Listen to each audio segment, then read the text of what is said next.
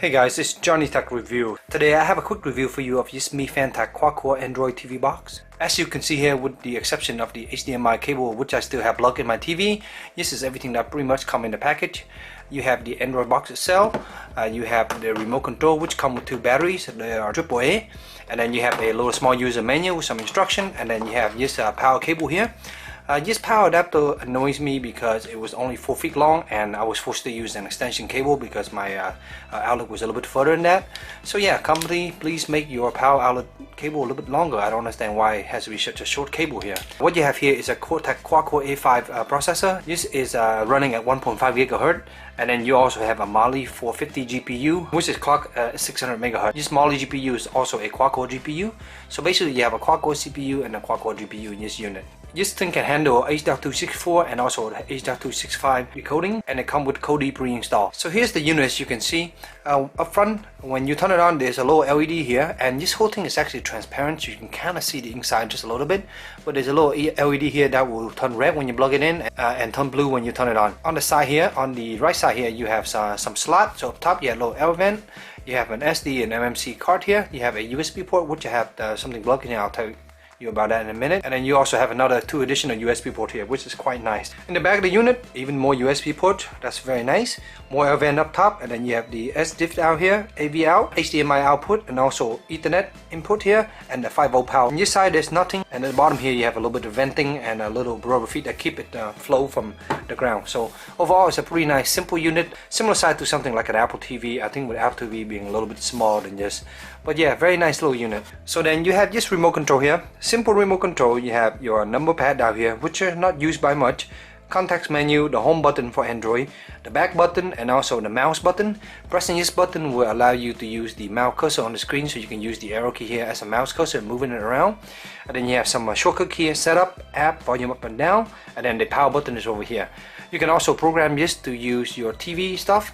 I did not do that at all, but I bet online or somewhere there's instruction how to do this, but I didn't do that at all. So this thing run Android Kitkat 4.4, and with that it comes with a bunch of different software pre-installed, including KODI.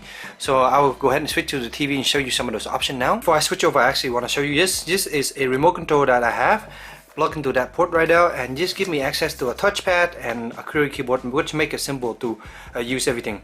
Only problem with this remote control, which I reviewed before, is that this home button here on Android doesn't work, so I still have to use the home button on here, which is kind of annoying. So here, as you can see, is the blue LED that show up when the unit is on. So here you can see is the main home screen. This is what they use for their little launcher, and this is a pretty simplified launcher that's designed to use with this remote, so you can just move around with it.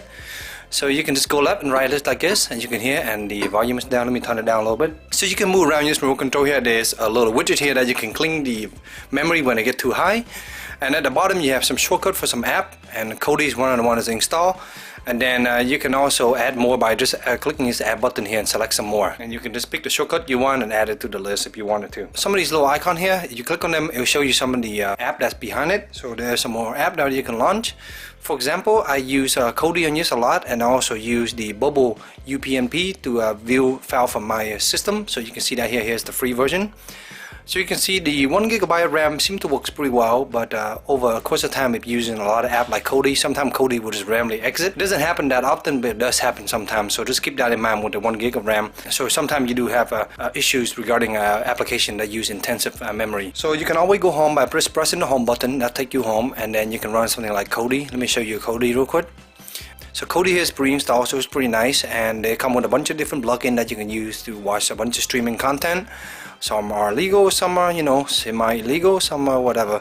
So there are some of the options here you can see. This is XBMC with a bunch of different add-ons, but it's very nice, and you do get a lot of different options. And as you can see, it's run quite smooth. Like any other Android box, I noticed when you first turn it on, if it's being off for a whole day, when you first turn it on, Google Play Store will do some updates, and it might feel like a little bit laggy at the beginning, but when it caught up, just like XBMC, it's pretty smooth and everything run pretty fast. So every time I quit KODI, it always take a few seconds. I don't know why, but I press the power button here to kill it, and it take a few seconds to exit. I guess it's just Android box trying to free up memory or something. There you go, and it take me back to the home screen. I want to show you the settings screen where you can set a few different options. Very simple settings screen here. So you have Wi-Fi or Ethernet. Right now I'm on the Ethernet. Of course it's not plugged in, but we can switch to Wi-Fi. And then you have a display setting. You can do HDMI auto detection, all this kind of thing, screensaver. You also have vents for mirrorcast, among other things. The only thing is that this device here thinks itself as like a phone or something. So when you do mirrorcast, it actually tries to mirrorcast to a device that's, you know, a server. So it thinks itself as a client. So you can probably install a mirrorcast server, but this doesn't come with that. So you do have to mess with it a little bit. If you go to other setting, you can see here this is the model MXQ and Android 4.4.2, as you can see here. And if you go to more setting, you will get your regular Android setting here, as you can see. There's also a system update setting which never seemed to work. When I hit the online update, and never found anything. But other than that, I guess there's no update right now. So overall, the box is pretty decent. It runs pretty smooth, but sometimes it does lag a little bit depending on what I'm doing. But in general, I find that KODI play a video, local streaming video, sometimes lag, but then sometimes I just use the bubble UPnP along with a media player to play that instead of using KODI. But KODI works fine for streaming content and there's no lag though. So if we were to select Wi-Fi, you can see here you can connect to the Wi-Fi setting and you can just go ahead and connect to your network. So here, as you can see, just a sample footage from Star Wars. I think this is episode 5. Recently we watched the whole saga again with my family, so we can be ready for the episode 7. So yeah, overall it's a pretty smooth little player. I'm able to play 1080p content pretty well. Using YouTube, it also works pretty well. And this is just like your standard YouTube app, and as you can see, it runs pretty smooth, but yeah, it's definitely gonna require a controller or something like that to use, because you know, using this with a touchpad is pretty simple, but if you're using the built-in controller, using the little small mouse, moving across the screen is very, very slow. So here you can see it's one of my videos. Let's see how good it is. Run pretty smooth. Of course, this is only 720p, but you can skip quickly. Of course, I'm on Wi-Fi right now, and my Wi-Fi is pretty good, so had no problem right now, even on Wi-Fi. So one thing I did notice is that when this device here, as you can see, for some reason YouTube is detecting this as not a very high quality device. You can see here I have output at 1080p. So here you can see it's an example in YouTube. I think the YouTube app has some kind of detection, and it keeps thinking like this device can't handle any higher than this. So the max it will give me is 720p. So it looked like the max you can watch YouTube on here is 720p.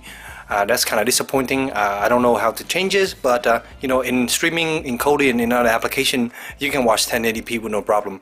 So it's just annoying that this can only support a 720p in YouTube, and YouTube is one of those things that I watch a lot. So that's pretty much my quick review of this Mifantech quad-core Android box. As you can see here, it runs pretty well, but sometimes, depending on specific application, it will crash, and because it only has 1 gig of RAM. And Android 4.4 KitKat doesn't do a really good job of handling that. You do get a decent amount of pre-installed application, but of course you have access to the Google Play Store, so you can install pretty much anything you want. As far as control and interface to it, you can use this simple interface, a home launcher here to run most of your app, but when you are using fancy Android app, you know, it usually requires multi-touchscreen, so you are limited to whatever input you have, so that's something you have to fix. You can also plug some mouse and keyboard in here to get good control of it, of course. Overall, it works quite well for streaming content. Again, like I said, the only problem I have was YouTube won't let me go any higher than 720p.